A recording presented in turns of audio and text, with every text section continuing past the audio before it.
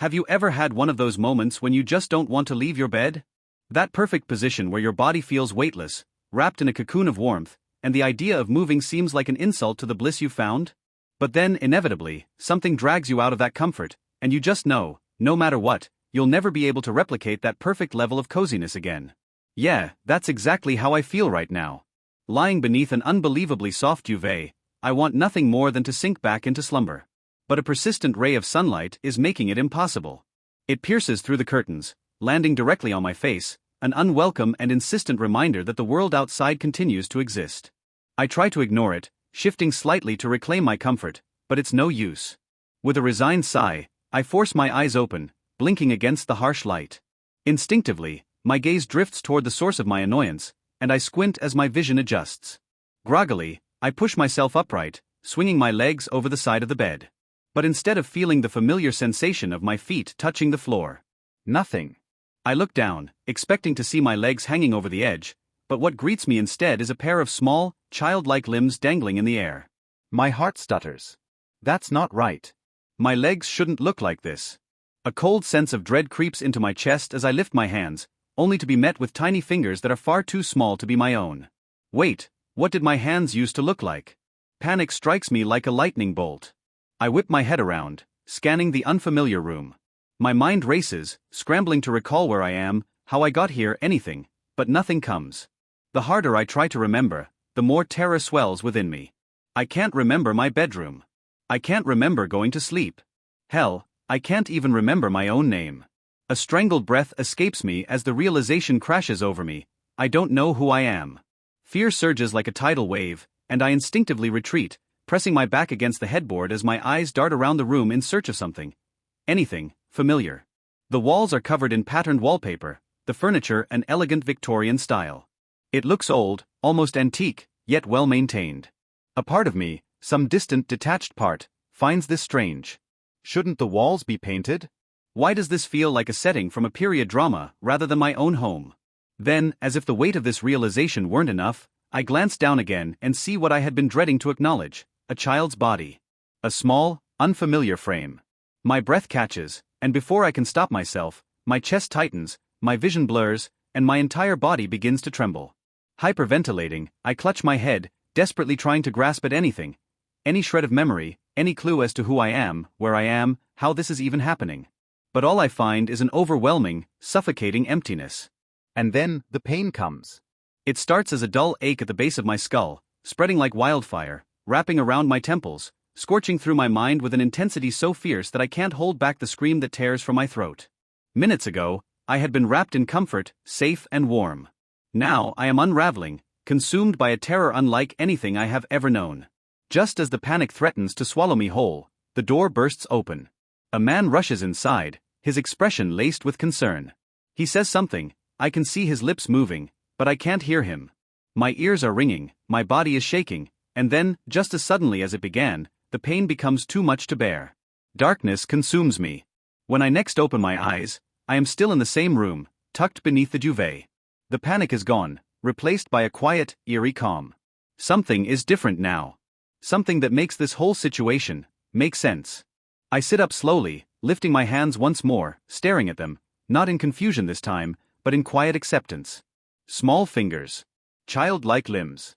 An unfamiliar yet oddly familiar body. I have transmigrated. I don't remember who I was before, nor do I have any connection to my past self. But I do have knowledge that doesn't belong to me, yet somehow fits as though it has always been there. I lean back against the headboard, letting the weight of this realization settle in. Quinn West, so that's my name now? Memories that are not my own flicker through my mind. Quinn West, born in 1979, 4 years old. Son of Adam and Aria West, raised in England. A younger sibling to Leah West, who is 10 years older than me. But my parents, they're gone. An accident took them when I was just a year old, leaving my sister and me in the care of our grandfather, George West. And then, as if the revelations weren't shocking enough, one particular memory makes my breath hitch. Magic. I see it in my mind, wands, spells, cutlery floating effortlessly in the air, and most notably, the cleaning charm Scourgify being used to tidy up the mess of an infant Quinn. It all clicks into place, the final piece of the puzzle sliding in with an almost cruel inevitability. I am in the world of Harry Potter. I exhale slowly, running a hand through my hair. Of all the possible places to end up, this was unexpected. Magic is real. I have magic. And my sister, she's a student at Beauxbatons Academy of Magic. For a moment, I just sit there, absorbing it all. It's a lot. Too much, maybe. But there's no panic this time, just a quiet, heavy understanding. Before I can gather my thoughts further, the door opens again. The same man from before enters, his expression both relieved and firm. Young Master Quinn. You mustn't get out of bed. You are in poor health. Please lay down, I will inform the master that you've woken up. Right. Quinn West is wealthy. Old money wealthy. Generations of prosperity have ensured that the West family remains not only affluent but influential. And this man, Elliot Dalton, isn't just any butler. He's my grandfather's personal butler and closest confidant. Before I can protest, another figure appears, a house elf. Polly. She pops into the room with a snap of her fingers, responding to Elliot's request for water and an update on my condition. Watching her magic at work is surreal. It's one thing to read about it or see it on screen, but experiencing it firsthand? The movies don't do house elves justice. As I drink the water, Elliot explains what happened. I fell from a window but survived thanks to accidental magic. I had exhausted my magic reserves and lost consciousness. Before I can dwell on that, another presence enters the room. My grandfather. George West carries himself with the poise of a man who has weathered time and experience. He checks me over with diagnostic spells before finally sitting beside me. How are you feeling, Quinn? I hesitate, uncertain how to interact with him. This body recognizes him, yet I do not. And so, I take the safest route. I'm sorry, grandfather. A flicker of surprise crosses his features before softening into something resembling warmth. You have nothing to apologize for, little Quinn. What matters is that you're safe. And, a small smile tugs at his lips, you performed magic today. I'm proud of you. Magic. The world of Harry Potter. My new life as Quinn West. I may not remember who I was before, but one thing is certain. This is only the beginning. The arrival of June marked the beginning of summer in Britain, and Quinn found himself seated in the backyard of West Manor, basking in the warm morning sun. It had been months since he arrived in this world, and despite the presence of magic woven into daily life, his routine was much like that of any other 4-year-old child. He spent his days learning to read and write, drawing, and engaging in activities typical for his age. However, there were aspects of his education that stood out, unusual even for a child of privilege.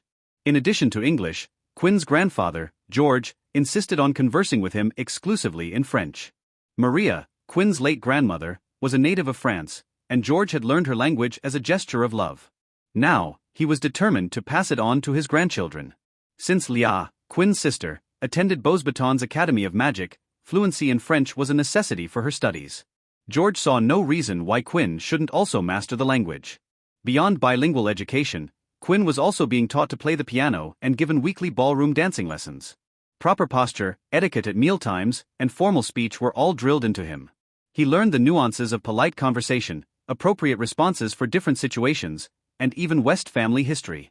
Additionally, he studied basic arithmetic, which should have been mundane, except Quinn had to feign difficulty. He had to pretend. With a mental acuity far surpassing that of a child, he understood concepts at an advanced level. Yet, he was forced to slow himself down, making intentional mistakes, stumbling over words, counting on his fingers, and acting clumsy during dance lessons. The deception was exhausting, frustrating beyond belief, but necessary. Even then, his learning speed was deemed exceptional. When his tutors suddenly introduced concepts too advanced for a child his age, Quinn realized he had underestimated how much he should hold back. At this point, slowing down wasn't an option, he would go mad with boredom. He resolved to continue at his current pace and hoped the adults wouldn't push him too hard. Pretending to be less intelligent than he was had already proven agonizing. Yet, the biggest challenge of all was his inability to perform magic. No matter how hard he tried, no matter how much he willed it, Quinn couldn't produce even the smallest magical effect. A casual Harry Potter fan might have expected this, knowing young witches and wizards didn't start schooling until 11, but Quinn wasn't just any fan. He was an avid reader of fanfiction, deeply familiar with stories of prodigies mastering wandless magic before ever setting foot in Hogwarts. He wanted to be one of them. Yet, day after day, he failed. It wasn't his fault. He lacked any real understanding of magical theory, had no access to books on the subject, and couldn't even get his hands on a wand. Magicals were highly protective of their wands, and he had been raised to respect that custom, meaning outright asking for one was out of the question. His only option was to keep trying, but every attempt ended in failure. Yet, Quinn refused to give up. He knew wandless magic was possible. Tom Riddle had demonstrated magical abilities as a child without any formal education. If Riddle could do it, so could he. As if that weren't enough of a burden, Quinn was also under near constant supervision. After his previous accident, an adult was always nearby, ensuring he never found himself in a precarious situation again. Unfortunately, this also meant he couldn't practice magic without drawing attention. Adults found it odd when a child spent minutes staring intently at a ball, willing it to move. Their questioning glances made it impossible for him to experiment in peace. If he truly wanted to progress in magic, he needed knowledge. He had a plan to obtain that knowledge, but it would take a few weeks before he could act on it. Quinn sat on the living room sofa, swinging his feet as he sipped apple juice, a small smile playing on his lips. Today marked the beginning of his plan. Elliot, the ever-observant butler, noticed his cheerful demeanor and chuckled. "Young master, why are you smiling?" Quinn grinned. "Leah's coming home today. "I can't wait to see her." It wasn't just excitement over seeing his sister again. Quinn's plan relied heavily on Leah's personality, and if things went as expected, by the end of the week, he would have the materials he needed to begin his magical education. A half-hour later, Polly, the house elf, appeared to announce the arrival of George and Leah via the Flu network. Quinn hopped off the couch and waited eagerly. The moment his sister entered the room, she beamed and ran toward him, scooping him up into a tight hug. He laughed as she spun him around, giggling alongside her. Leah had been 11 when their parents died, receiving the heartbreaking news while at school. The loss had left its mark. She had since become fiercely protective of Quinn. She wrote home for weekly updates and was always concerned for his well-being. When she learned of his recent accident, she was both overjoyed at his first accidental magic and furious at the circumstances surrounding it. From what Quinn had gathered, Leah had sent a strongly worded letter to George, scolding him for his lack of oversight. During her Easter break, she had meticulously ensured all new safety measures were in place. Her love for her brother was unwavering, and Quinn planned to take full advantage of that. A few days later, Quinn saw his opportunity. Leah had dozed off in her room while they were playing, leaving Quinn alone with her bookshelf. Carefully, he approached it, searching for her first-year magic theory textbook. If he could grab it, pretend to treat it as a toy, and throw a tantrum when she tried to take it back, she might let him keep it. But as soon as he saw the books, he froze. Then, he smacked himself on the forehead. His entire plan had hinged on getting a basic magic theory book, but he had completely overlooked the language barrier. He had been learning French from George, but he was nowhere near fluent enough to read a textbook. His brilliant scheme had just fallen apart spectacularly. And for the first time in months, he allowed himself to dwell on the deeper implications of his existence. He thought about the original Quinn, the child who had lived in this body before him. The memories told him that Quinn hadn't died from the fall. His accidental magic had cushioned him. So what had happened? Had his own arrival somehow erased the original Quinn's soul? The guilt was suffocating. No matter how much he told himself he hadn't chosen this, he couldn't shake the feeling that he had stolen something, someone's life. He drifted into an uneasy sleep, burdened by thoughts he couldn't resolve. A full year passed since his transmigration before Quinn had his first breakthrough. Frustrated by his lack of progress, he glared at the rubber ball he had been using for practice. "Move, damn you." Something shifted inside him, like a vibration, a surge of energy flowing outward. The ball shot across the room, slamming into the wall before bouncing back and hitting him square in the face. "Ow." Quinn groaned, rubbing his nose. But then, his lips curled into a wide grin. He laughed, tears pricking his eyes, not from pain, but from pure elation. He had done it. It was accidental magic, sure, but it was still magic. At long last, his journey had begun. Hey everyone, Quantum Audiobook here. Sorry for interrupting, but if you're enjoying this content, please consider subscribing to the channel. Also, feel free to share your thoughts on this novel in the comments, and don't forget to like the video.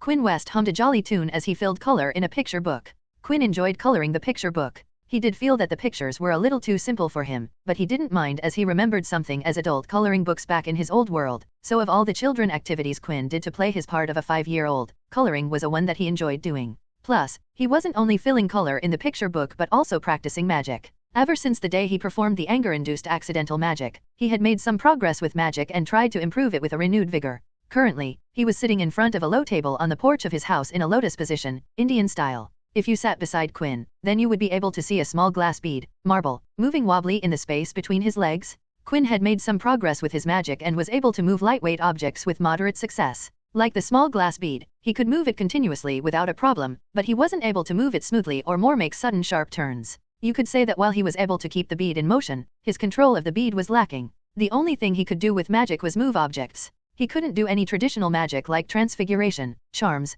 jinxes, or anything seen in the original work. Moving objects under a certain weight was exciting enough for Quinn. He would stay up late in the night, moving different objects in difference, trying to gain more control of his magic. Plus, another thing that Quinn considered to be an upside to playing with magic was the sleep at night. It turned out that the magic core theory was true. Magicals had magical cores, and the capacity depended on the amount of magic you used, so the saying, magic is a muscle, was true. The more you used magic, the more magical capacity you would possess. He had gotten this information from Leah, who was practicing magic at home, and Quinn was allowed to watch, so he innocently asked if she could keep making those butterflies that she was making as transfiguration practice, and she explained about a magic core. Let's see, imagine there is a bowl of water inside your body, and the water is the amount of magic you can do. If you use all the water, then you won't be able to do magic. Quinn decided to ask another innocent statement, fishing for a reply. I want to do a lot of magic and become a great wizard when I grow up. Leah giggled at her little brother and pinched his cheeks. If you want to become a great wizard, then you will have to use magic every day because that way, you will be able to use more magic.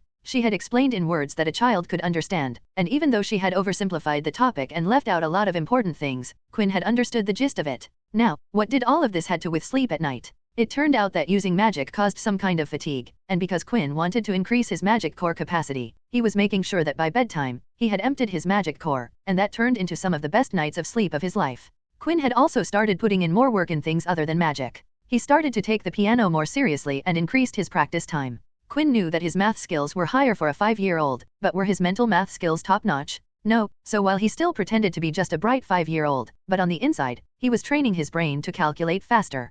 Quinn realized that if he wanted to get better at French, he would have to immerse himself in the language, so he actively began seeking his grandfather to talk to him in French. Mostly their conversations were just Quinn speaking and George listening. George would correct Quinn if he made mistakes. On the written part of French, he used his weekly correspondence with Leah as practice, and when writing to her, he would write the same content in both English and French. George also had Quinn start on calligraphy and made him practice his handwriting. It was a blessing that they didn't use uneven parchment paper and quill and used a fountain pen with normal paper. Quinn's motivation for working on calligraphy was because he thought George's handwriting was cool and wanted his to be the same. But, not all subjects were fun to learn. There were other subjects that Quinn didn't find appealing. He didn't like family history, so he just memorized everything taught to him. There was no extra effort in family history from Quinn's side. Similarly, he felt stifled during the meals as he had to use the correct table manners at every single meal, and Quinn felt that he wasn't able to completely enjoy his meals. Formal dancing was neither fun nor boring, but it was embarrassing to make mistakes while dancing with someone, so Quinn just made sure to learn everything carefully and not make mistakes. Quinn found that embarrassment could be a strong motivator for learning. Quinn put as much work in dancing as piano under this alternative motivator. Quinn also witnessed that how grooming and nurture could change a person over time. He noticed that his way of speaking had changed, and he was using words that he never used before, plus the way he walked and sat also changed. He found that his back, which had always found the backrest of a chair or sofa, now remained straight, away from the backrest. Quinn understood that he was changing for the better, but it was still eerie to realize that he changed without him noticing the change. Scene break, George West POV. George West was a learned man. He knew the importance of education and knowledge and held them in high regard. He had expanded his family business by using the knowledge he gained from learning and experiencing. He had been alive for a long time and knew about the importance of learning from mistakes and accepting failures, but he had learned it the hard way. He had let the death of his wife overwhelm him and made him forget about his son. He had made a mistake that had cost him his relationship with his son. He was fortunate that his son was willing to give him another chance and fix their relationship, but then tragedy struck again and claimed the life of his son and daughter-in-law, taking them away from their children. When he got the news, it broke him. He and his son had just started to fix the crack in their relationship. Why did this tragedy have to occur to this family? He got this close to do the same as he had done many years ago and throw himself into work to avoid grief, but then he remembered about his grandchildren and made him realize that he couldn't let himself drown in misery and picked himself up for the sake of grandchildren. He wasn't going to make the same mistake as he once did. He took his grandchildren under his care, and he knew that he was doing the right thing when he saw his granddaughter. When he saw Leah, he saw a young child who was about to lose her childhood by maturing too early. George took both of his children under his care and provided the parental support that they had lost. He made sure that Leah wouldn't have to worry about her baby brother alone and made sure that both of them would have a normal childhood. He was able to connect with Leah fairly quickly, and even though she ended up developing a slightly mature outlook on life for someone her age, he knew that she would be just fine within a few years. At novel bin at. As she grew, George saw Leah showing interest in the family business, so he began mentoring her in the breaks. He was building a foundation for her, just in the case if her interest turned into something serious. He had to say, Leah had impressed him year after year. She always had top grades, the willingness to learn and apply herself. And, more importantly, she had the qualities of a leader. He would be willing to groom Leah as his successor if she committed herself to the family business. On the other hand, there was his other grandson, Quinn. He was only a year old, and he didn't understand the meaning of death, and it hadn't affected him as much as his sister. George was not sure how to describe this child. From what he could see, this child was the same as any other child his age, but since he had started his education, Quinn had proved himself anything but an ordinary child. He picked up things very quickly and would always complete his work without complaining. Quinn's teacher praised him when he asked for Quinn's progress and complimented him for being the easiest student they had ever taught. Not only that, but they also lauded Quinn's learning ability. George wasn't surprised to hear the teacher's opinion as George taught Quinn both French and family history, and he knew Quinn's capability. He knew that Quinn wanted to learn French and actively tried to get better at it. He also knew that Quinn didn't like learning family history, and he could see the difference in the effort he showed while he learned French and family history. George knew that if Quinn had been a normal child, he would have made a fuss about learning something he didn't enjoy or even outright refused to learn.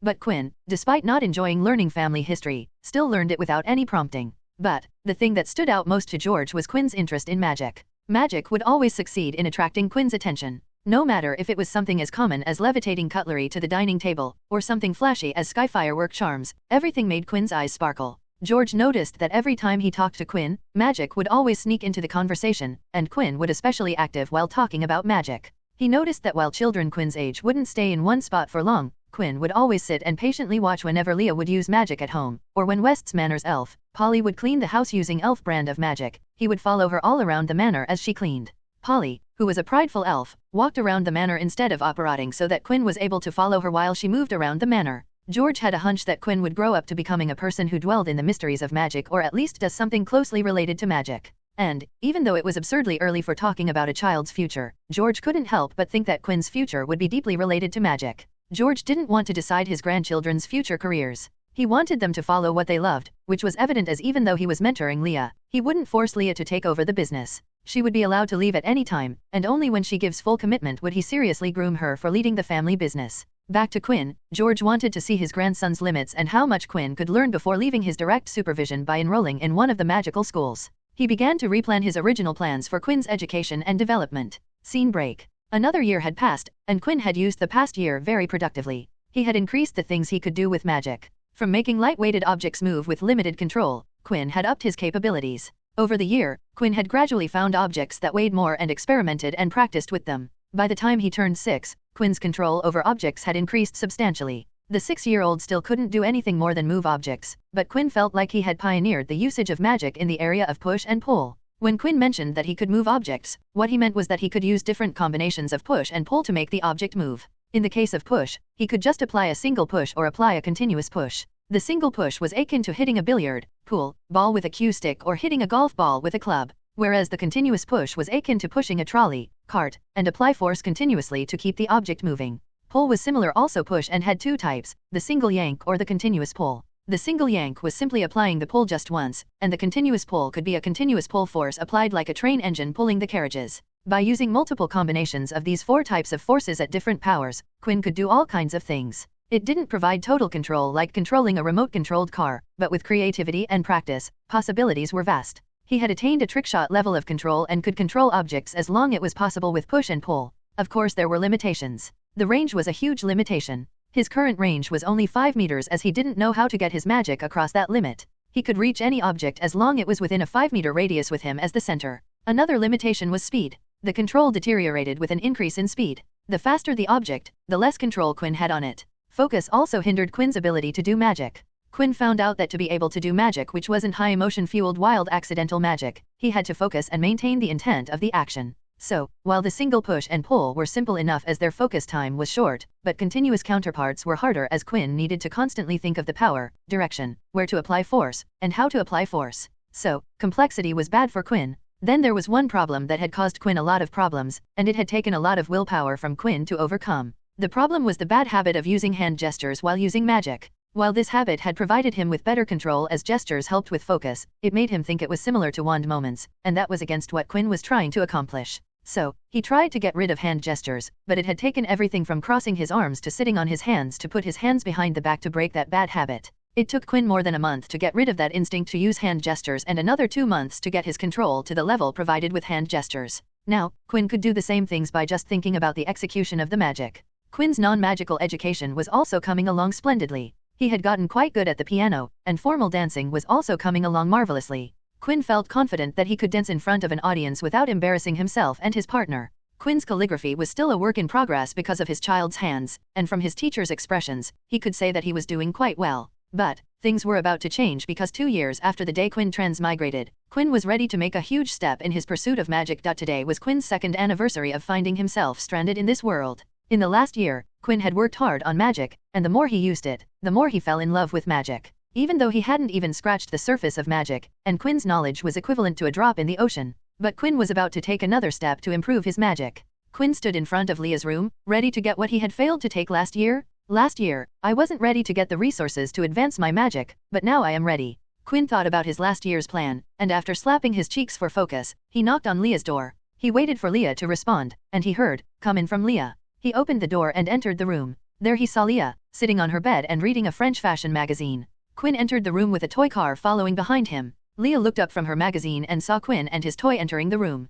She thought someone might have charmed the car to follow behind Quinn, so she didn't pay attention to it, but in reality, Shun was pulling the toy car with magic as practice. She saw Quinn climbing up on the bed but then looking behind him as if to find something, and then his eyes fell on the car on the floor, so he climbed down and grabbed the car before climbing onto the bed once again. So cute. He thought the car would follow him up on the bed. A wide smile appeared on her face as she watched Quinn. Quinn had gotten quite good at acting as a child and sometimes wondered if he should pursue a career in acting. Quinn sometimes joked to himself that he was a method actor who stayed in character all day long. Back to the situation in Leah's room, she saw her brother continue to play with his toy car on her brother and thought, he will not ask me to play with him, then why did he come to my room? Well, whatever. Oh, this dress is nice. Seeing that Quinn would not ask her to play with him, she went back to reading her magazine. All of this was part of Quinn's plan. He purposely didn't talk to Leah and continued to pass the time by playing with the toy car using magic. And to be honest, making vroom vroom noises while moving the car with magic was funny in its own way. From the corner of his eye, Quinn stole a glance at Leah and thought,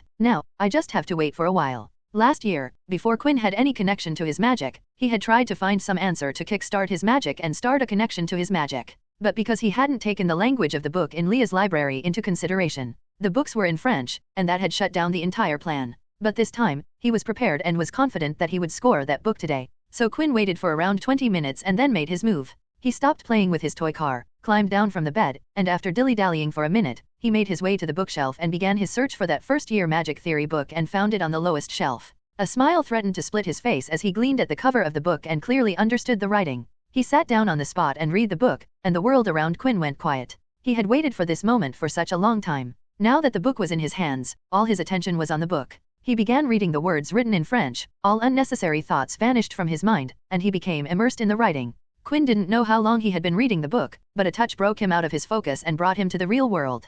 Quinn. Leah. Quinn felt like a bus had hit him. He sucked in a deep breath and dazedly looked towards the voice and found Leah looking at him, but Quinn.exe was currently down. It took Quinn a couple of seconds to reboot and replied, yeah. Leah stared at Quinn for a couple of seconds, which made Quinn worried. He hadn't meant to get lost in the book, but he did, and not only did he forgot Leah was still there in the room, but he also took a second to reply, which may have come out as weird, given the fact he was staring at her face. What are you doing? Leah questioned as she eyed Quinn with her school textbook. This time Quinn was quick to follow as he put on a big smile and showed Leah her book. I was reading this book. Leah squatted near her brother and grinned. Really? How about you read me something from there? Quinn nodded rapidly, and then like a child, he loudly recited the first paragraph from the first chapter of the book. Magic is a force that changes aspects of the world at fundamental levels. The ability for humans to use magic is a hereditary trait passed down from a person's ancestors, which allows witches and wizards to practice it. In French. Quinn purposely stuttered and slowed down his pace to make it more believable for a child his age. Quinn's performance astonished Leah and hugged him with beaming smiling and praised him.